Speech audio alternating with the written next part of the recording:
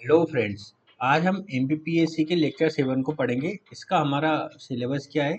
मध्य प्रदेश के इतिहास की प्रमुख घटनाएं और उसके मध्य प्रदेश के प्रमुख राजवंशों के बारे में हम पढ़ेंगे। तो मध्य प्रदेश के इतिहास की अगर महत्वपूर्ण घटनाओं के बारे में देखें तो मध्य प्रदेश का इतिहास प्राचीन काल से लेकर आधुनिक काल तक कई महत्वपूर्ण घटनाओं और बदलावों से भरा हुआ है। यहाँ मध्य प्रदेश के इतिहास के कुछ घटनाओं का वर्णन दिया जा रहा है। प्राचीन काल में देखें तो मौर्य साम्राज्य 322 ईस्वी से 185 ईसा पूर्व तक चंद्रगुप्त मौर्य ने मौर्य साम्राज्य की स्थापना की और मध्य प्रदेश को इसका हिस्सा बनाया। अशोक महान के शासनकाल में इस क्षेत्र में बौद्ध धर्म का महत्वपूर्ण प्रसार हुआ, है ना। अशोक की जो एक पत्नी थी वो विदिशा की रहने वाली थी, है ना, विदिशा की रहने वाली थी।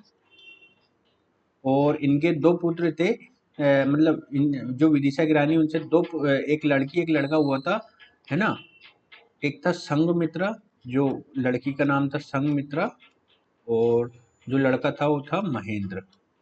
महेंद्र और संघमित्रा को इन्होंने बौद्ध धर्म के प्रसार के लिए श्रीलंका भेजा। कहाँ से? सांची से, मध्य प्रदेश के सांची शहर से, है ना। सांची के जिले में आता है, सांची आता है रायसेन जिले में आता है। ठीक है। नेक्स्ट, गुप्त साम्राज्य 320 ईसा से 550 ईस्वी तक गुप्त वंश के शासनकाल में मध्य प्रदेश में कला, संस्कृति और शिक्षा का विकास हुआ। उज्जैन इस कला का एक प्रमुख सांस्कृतिक केंद्र था, है ना। तो गुप्त काल में भी काफी मध्य प्रदेश में उनका शासन था गुप्तों का। चेदी साम्राज्य, यह साम्राज्य 7वीं सदी में मध्य प्रदेश के मालवा क्षेत्र में स्थापित हुआ था।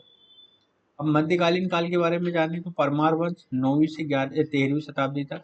राजा भोज इस वंश के प्रसिद्ध शासक थे, जिनके शासनकाल में धार और उज्जैन में कला और साहित्य का विकास हुआ, है ना। दिल्ली सल्तनत और मालवा सल्तनत के दौरान 13वीं से 16वीं सदी के मध्य मालवा सल्तनत की स्थापना दिलावर खां लोदी ने की थी, है ना। दिलावर खान ने की थी। इसके बाद बहलोल लोदी ने दिल्ली सल्तनत को इसमें मिला लिया था, है ना। मुगल साम्राज्य के बारे में देखिए 16वीं से 18वीं शताब्दी तक अकबर और औरंगजेब के शासनकाल में मध्य प्रदेश मुगल साम्राज्य का हिस्सा बना। इस दौरान कई किले और मस्जिदों का निर्माण हुआ मुगल साम्राज्य के दौरान। आधुनिक काल के अंतर्गत देखें तो मराठा साम्राज्य 18वीं सदी में मराठों ने मुगलों को हराकर मध्य प्रदेश के बड़े हिस्से पर कब्जा कर लिया। इसके बाद पेशवा और सिंधिया के प्रभाव के इस क्षेत्र में बढ़ा, है ना। पेशवा और सिंधिया, बाद में होलकर भी जो इंदौर के आसपास के क्षेत्रों में आ जाते हैं। अंग्रेजों का शासन 1818 से 1947 तक। तीसरे आंग्ल मराठा युद्ध के बाद मध्य प्रदेश के अधिकांश हिस्से ब्रिटिश साम्राज्य के अंतर्गत आ गए, है ना। तीसरा आंग्ल मराठा युद्ध कब हुआ था?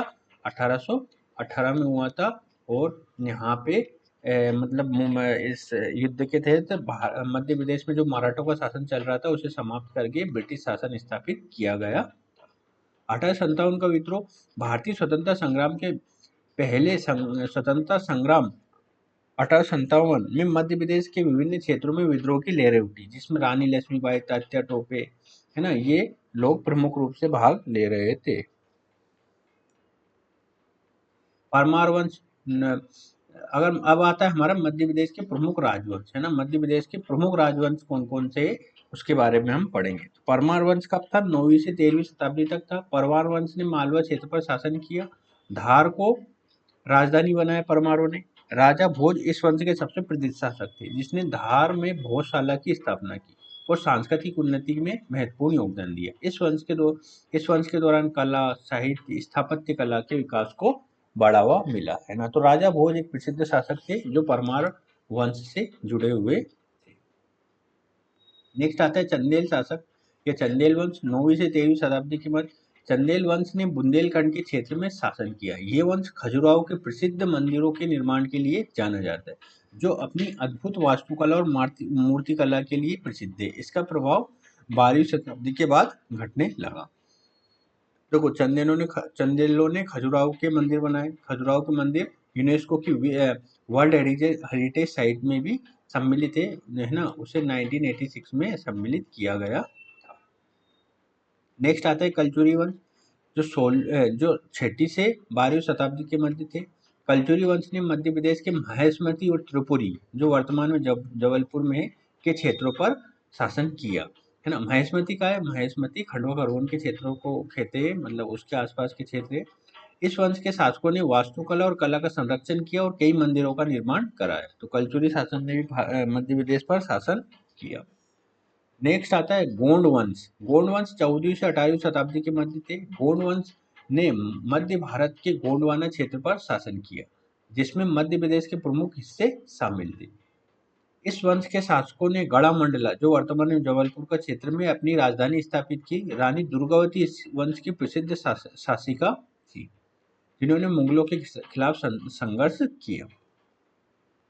नेक्स्ट आता है मालवा सल्तनत, जो 1352 से लेकर 1562 तक थी। दिलावर खां लोधी ने मालवा सल्तनत की स्थापना की और मांडू को अपनी राजधानी बनाया। इस सल्तनत के शासकों ने मांडू में अद्भुत इस्लामी वास्तुकला का निर्माण किया, जिसमें जहाज महल, इंडोला महल आदि थे। मराठा साम्राज्य के बारे में जाने। 18वीं शताब्दी, है ना। मराठों ने